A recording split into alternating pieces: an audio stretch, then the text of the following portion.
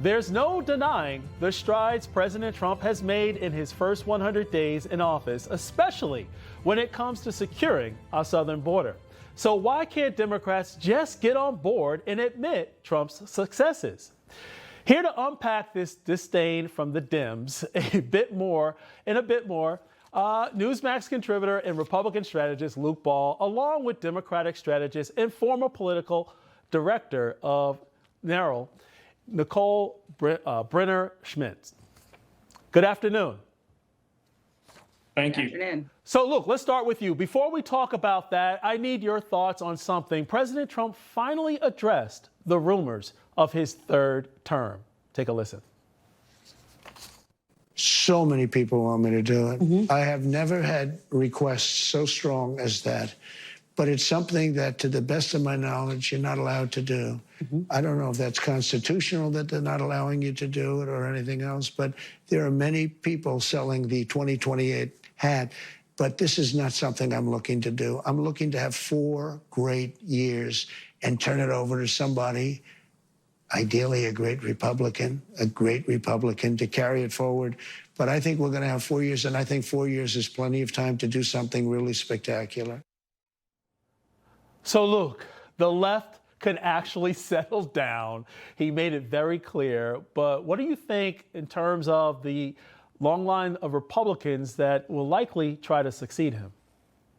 You know, we have a great Republican Party right now. I'm glad the president made this statement. I understand why the news cycle drug out on that for a little bit. I mean, every single day, it seems as if we go through 3 different news cycles, and a lot of the press is trying to make bad headlines about the Trump administration. And this was, I think, a way that the Trump campaign or the Trump entities could try and troll the media a little bit longer. I agree with him wholeheartedly. We have such a unique period of time to try and bring forward the agenda that he campaigned on and won on, not with just the electoral vote, but also the popular vote. I'll point out the hats don't specify which Trump 2028, so maybe the left can still calm down a little bit if they still continue wearing those hats. We'll see. Recently, Senate Minority Leader Chuck Schumer was asked about Trump's success at the border. Here's how he responded. On border security, the White House and Republicans are touting the claim that illegal crossings are down by 95%, gotaways, as they call them, are down by 99%, and only 9 foreign nationals were released into the country compared to many more under the Biden administration during an equal period. Is that not a sign that the Republicans... I'd say one thing to you. I don't trust Trump's numbers. Why can't Democrats just acknowledge Trump's success, even when the facts are right in front of their face, Nicole? Well, I think as the Senate Minority Leader said, apparently he doesn't believe those numbers. He doesn't trust those numbers. I mean, look, I think what the Democrats are fighting here on the immigration front is how it's being done. I think that the party has acknowledged that this is something that's important to Americans and that we need to find common ground going forward. But they're very concerned about the due process and how this is being handled now. So that's really the Democrats' focus. But certainly America has made it very clear that they're really concerned about immigration and what's been going on in this country. And there's a reason that the administration wants to continue to tout their numbers and have it in the news cycle. They feel like every day that they're talking about immigration is a day that they're having a win. Exactly. Well, another Democrat uncomfortable with the truth, former First Lady Michelle Obama, which is interesting considering how her husband, former President Barack Obama, felt about immigration. Well, in this current climate, for me, it's, what's happening to immigrants. And I don't know that we will have the advocates to protect everybody. And that frightens me.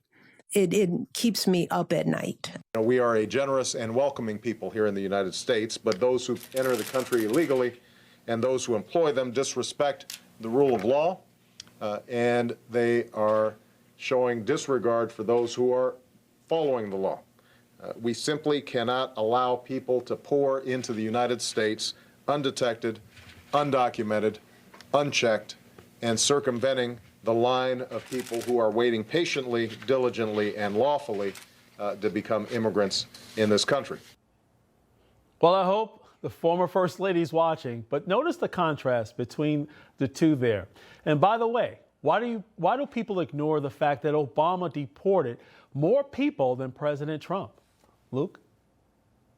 Yeah, I'll say there's 2 points here. The way the Democrats have been following immigration policy over the last few years is, number one, unfair to those who have stood in line to be legally immigrated into this country. And it is also inhumane how they have enabled the drug cartels, the human trafficking cartels over the southern border, and essentially empowered them financially to charge these people money to come in dangerous conditions into our country, and they have been trafficked over our southern border. That's not how things should be done. I have friends that have been in the process to try and come to this country and reside legally for many, many years. They have very unfavorable feelings towards those who are saying we have to completely circumnavigate the process they've been in the queue for some well over a decade, in order to try and get these folks that have illegally come into our country ahead of them in line. That's not fair. It is not humane. It is not the way we conduct immigration here in the United States. Now we have shut down our southern border, and we have said we are going to honor the way that we have legally set up the immigration infrastructure, and we can have a debate on immigration policy later on about how we go about making sure that that process is followed, but it's not humane the way the Democrats have done it for many, many years.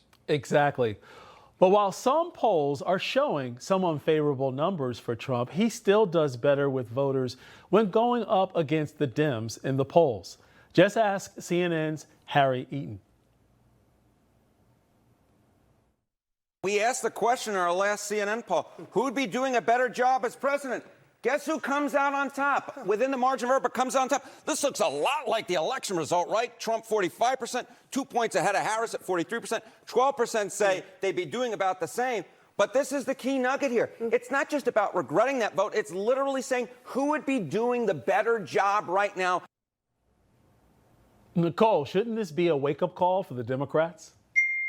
Well, look, I do think the Democrats need to understand that simply looking at Trump's poll numbers and his negatives and positives is not the end all to be all. You do need to continue to think about what is that in comparison. I don't think comparing it to Kamala Harris is really a hugely relevant number. I mean, this is no longer our nominee. This is not the situation we're in. It's a lot of 2020 hindsight and speculation as to what she would or would not be doing right now. I think more importantly is, are the Democrats laying out for the American voters what they think their path is? It can't simply be, this is why we don't like what's happening, or this is what the problem is. It's also, this is how we would solve it. This is what we are doing currently in Congress to fight against these Medicare cuts, or fill in the blank of what the issue is that they're talking about in the moment. We need to be giving the American people our plan, our forward thinking, our strategy about how their lives will be better, what we are going to do to ensure that they have safe communities, send their kids to good schools, have an economy that's working for them so they can go on vacation, and buy all the eggs that they need. And that's what we need to be articulating to the American people. So yes, certainly there is no reason to take just the favorable, unfavorable numbers of Trump and call that a win. Exactly. Go with your offense. That's always a winning strategy. Luke Ball, Nicole Brener-Schmitz, thank you for joining us. Thank you. You got information. Truth is freedom. Is Newsmax. It's real news for real people.